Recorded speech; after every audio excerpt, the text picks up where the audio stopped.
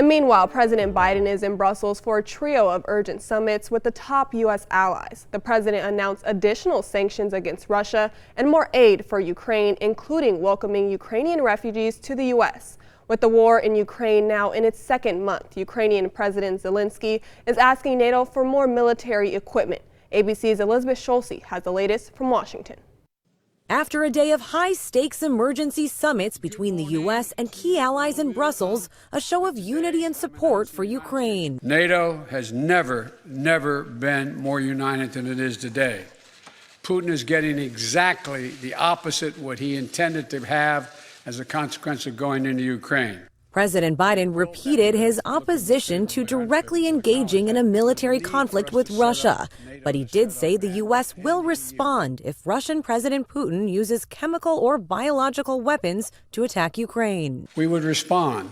We would respond if he uses it.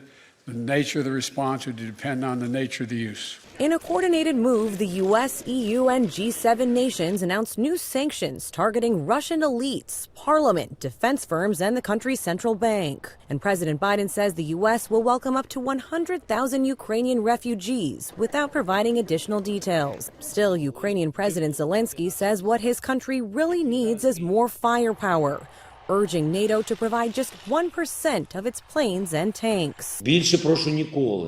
After such a war against Russia, please never tell us that our army does not meet NATO standards. As the war enters its second month, outgunned Ukrainian forces remain determined to repel Russia's advance. Ukraine's Navy today claiming it destroyed a Russian ship near a critical Russian-occupied port city in the southern part of the country. U.S. defense officials say the Russian military east of Kyiv has been pushed back to 34 miles outside of the capital. And to the north, the Russians are now in defensive positions.